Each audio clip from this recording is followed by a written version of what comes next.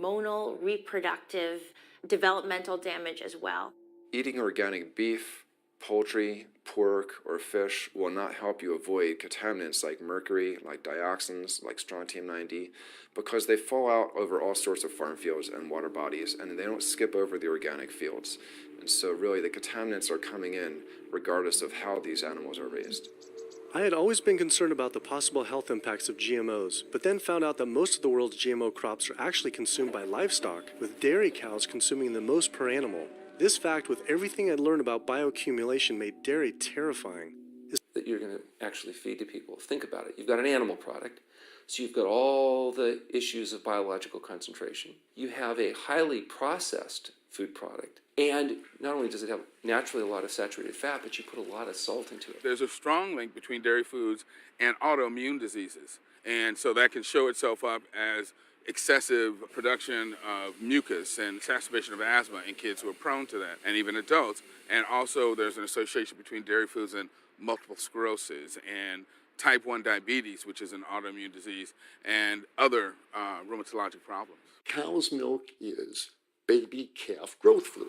That's what the stuff is. There's absolutely no child or human on earth who actually needs the milk of a cow any more than they need the milk of a giraffe or a mouse. Most people in the world are lactose intolerant. I mean, that's the normal state of affairs. Why would your body create this enzyme to digest lactose after weaning, after infancy? It doesn't make any sense. 73% of African Americans are lactose intolerant, 95% of Asians, roughly 70% of Native Americans, and about 53% of Hispanic Americans are lactose intolerant. Our government is encouraging Americans of color to eat foods that it knows is going to make them ill. Ultimately, what that boils down to is the government is telling me as an African American to eat food that's going to make me ill for no health benefit so that it will benefit dairy farmers as a form of institutionalized racism. Yeah, milk is a risky food for human consumption. As a pediatrician, I see on a daily basis children suffering from conditions that are linked or associated to dairy consumption, such as eczema, acne, constipation, acid reflux, iron deficiency, anemia. Cow's milk protein is the most allergenic food. People think, well, no, I want hormone-free, not injected with bovine growth hormone. But milk is this hormonal fluid, so it's just packed with sex hormones and natural sex steroid hormones like estrogen, progesterone. In fact, doesn't matter if it's conventional milk, doesn't matter if it's organic milk. Milk without hormones, that's an oxymoron. Organic dairy has just as much saturated fat and cholesterol and galactose and all the things that you don't want as conventional dairy. Dairy products in general have a lot of other products associated with it, not the least of which is pus. I mean, they actually have laws limiting how much pus you can actually have in a milk and still sell it. I believe it's like 750,000 pus cells per cc.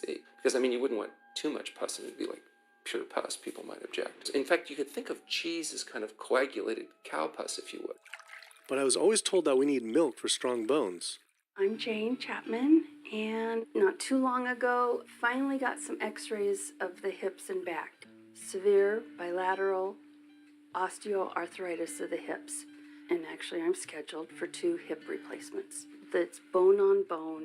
It's the grinding of the joints. My stability is scary. I hold on to the walls if I'm at home. I've been told to use a walker. I'm only 61. This is not how you're supposed to live when you're this old. I have a really hard time believing that that's all that's left. Researchers have studied bone development in kids and whether they get stress fractures and that kind of thing. And the kids who drink the most milk have zero protection. Milk does not build strong bones. Harvard researchers have looked at a large group of older women. Over an 18-year period, the milk drinkers had zero protection from fractures. So this old notion that somehow milk is going to build strong bones or protect your bones later in life, it's a myth. People that drink milk have higher rates of hip fractures, have more cancer, and live shorter lives. It turns out that countries with the highest dairy consumption also have the highest rates of osteoporosis, so clearly drinking more milk doesn't protect your bones. Doing more research on cancer as well. Just like many of us, I thought that the majority of cancer was due to genes, but only 5 to 10% of cancer is actually genetic. Any cancer is caused by a DNA mutation, but that's not enough. So that can cause that first cancer cell, but one cancer cell never killed anyone. Two cancer cells never killed anyone. But 1 billion cancer cells, now we're running into problems. So we need to reduce the growth factors in our body, like IGF-1. Insulin-like growth factor 1 is this cancer-promoting growth hormone involved in every stage of cancer cell growth and spread and metastases. And any animal protein boosts the level of IGF-1. Dairy products for various forms of cancer, especially those related to your hormones. So breast cancer, prostate cancer, ovarian cancer. So this is not a product, even in its most pure state, you want to be consuming because it does come with risk. I found out that dairy can increase a man's chance of getting prostate cancer by 34%. And for women who've had breast cancer, just one serving of whole dairy a day can increase their chance of dying from the disease 49%, and dying from anything 64%. Why weren't breast cancer sites like Susan